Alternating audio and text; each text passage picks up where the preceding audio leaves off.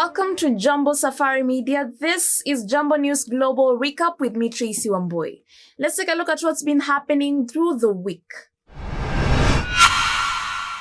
In a significant legal victory, Georgetown University researcher Badar Khan Suri has been released from a Texas detention center.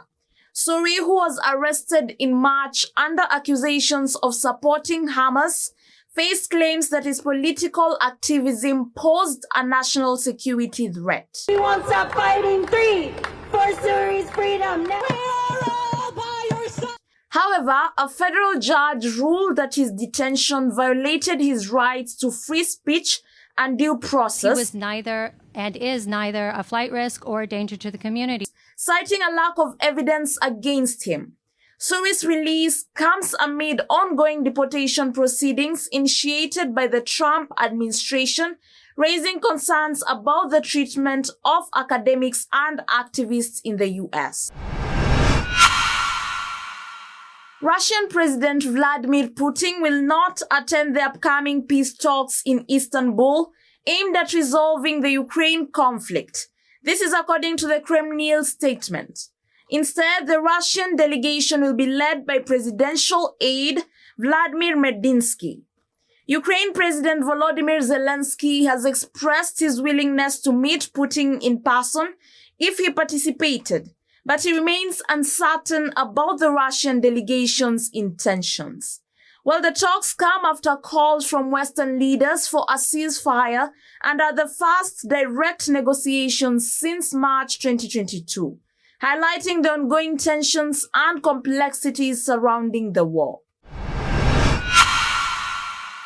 The Rapid Support Forces, the RSF, have escalated Sudan's civil war by launching a series of unprecedented drone attacks on Port Sudan, targeting vital infrastructure such as fuel depots and power stations. This shift in strategy follows their retreat from Khartoum, marking a significant change as they attempt to project power from afar and undermine the Sudanese armed forces in severe power outages and water shortages, worsening the humanitarian crisis in a city previously seen as a safe haven.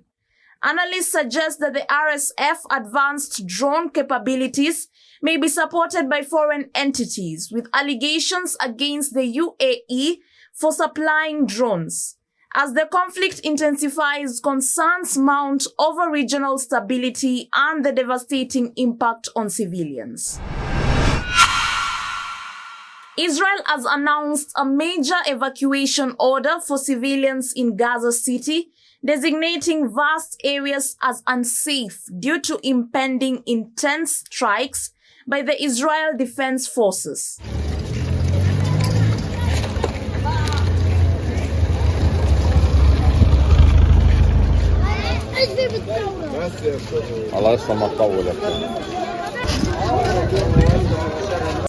This directive impacts significant sites, including the Islamic University and Al-Shifa Hospital, which Israel claims are being utilized by Hamas for military operations. Humanitarian agencies express alarm that mass evacuations could result in substantial civilian casualties, with many already seeking refuge in those locations. Former Prime Minister Ehud Olmert has openly criticized the military campaign, advocating for an immediate ceasefire and humanitarian relief, while Prime Minister Netanyahu remains committed to expanding military efforts despite growing international scrutiny and mounting fatalities. Israeli airstrikes across Gaza have resulted in at least 80 fatalities, including 22 children and 15 women, according to hospitals and first responders.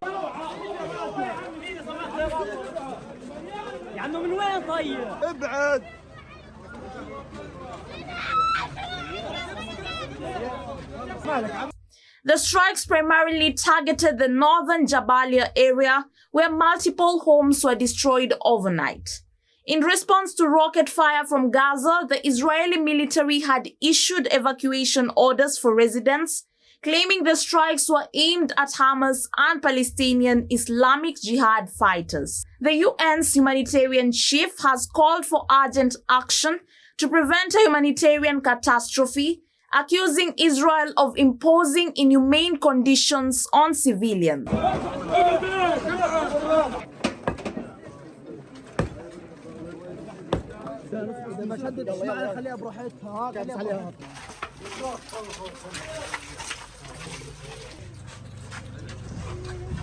Meanwhile, severe shortages of food and medical supplies continue to plague Gaza, with many areas now classified as no-go zones.